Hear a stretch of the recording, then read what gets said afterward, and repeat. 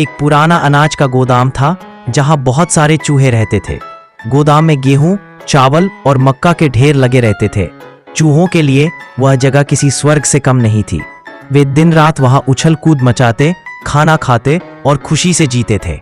लेकिन उनकी ये मस्ती ज्यादा दिनों तक नहीं चली। गांव में रहने वाली एक चालाक बिल्ली को उस गोदाम का पता चल गया। बिल्ली रोज रात को धीरे धीरे गोदाम में घुसती और जब भी कोई चूहा बाहर आता वह झपटा मारकर उसे पकड़ लेती। देखते ही देखते बहुत सारे चूहे उसकी शिकार बन गए। अब चूहों के बीच डर फैल गया। पहले जो चूहे खुलेआम इधर उधर दौड़ते थे, अब वे अपने बिलों में दुबके रहते थे। किसी को बाहर निकलने की हिम्मत नहीं होती थी।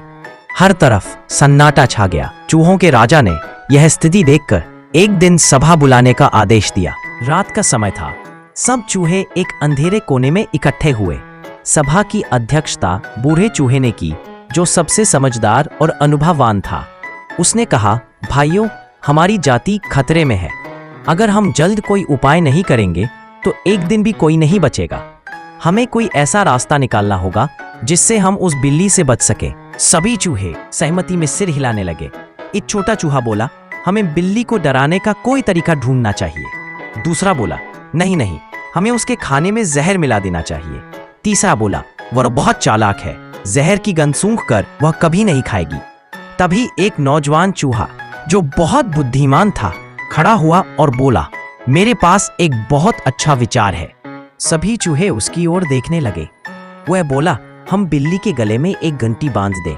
जब भी बिल्ली चलेगी घंटी बजेगी और हमें पहले से पता चल जाएगा कि बिल्ली आ रही है। हम समय रहते अपने बिलों में भाग जाएंगे। बूढ़ा चूहा भी मुस्कुराया और बोला, विचार तो बहुत अच्छा है, लेकिन एक बात बताओ, घंटी कौन बांधेगा? तीसरा बोला, अगर कोई और उसके पास जाए तो शायद मैं पीछे से मदद कर सकूं। लेकिन कोई भी आगे आने को तैयार नहीं हुआ। बूढ़ा चूहा मुस्कुराया और बोला, यही तो असली बात है मेरे प्यारे बच्चों। सोचना आसान है, करना मुश्किल। अगर कोई उस काम को करने की हिम्मत नहीं रखता तो केवल योजना बनाना बेकार है। सभी चूहे शर्मिंदा होकर सिर झुका लिए। सभा खत्म हो गई और सभी अपने अपने बिलों में लौट गए। अगले दिन बिल्ली फिर आई। वह धीरे धीरे गोदाम में घुसी और 2 चूहों को पकड़कर खा गई। बाकी चूहे फिर डर के मारे छिप गए। अब उन्हें बूढ़े चूहे की बात पूरी तरह समझ में आ गई थी कि किसी काम की सच्ची कीमत उसके करने में है, केवल सोचने में नहीं। अगले दिन से चूहों ने अपने काम करने का तरीका बदल दिया। अब वे पहले जैसी मस्ती नहीं करते थे। वे बहुत सावधानी से बाहर निकलते और हमेशा पहरा रखते।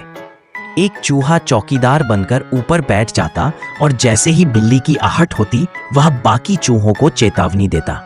बिल्ली कई दिनों तक गोदाम में घूमती रही, पर अब उसे आसानी से कोई चूहा नहीं मिलता था।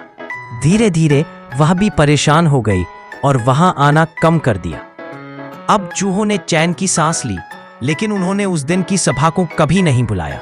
वे रोज अपने बच्चों को वह कहानी सुनाते कि हमेशा बोलने से ज्यादा जरूरी होता है करने की हिम्मत रखना।